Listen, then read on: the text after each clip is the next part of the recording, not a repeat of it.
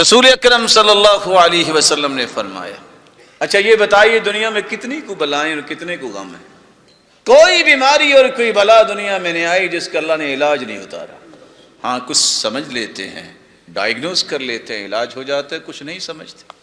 لا الہ الا اللہ میری زبان نے بولا، آپ کی زبان نے بولا، کیا اس کا فائدہ صرف آخرت میں ہوگا؟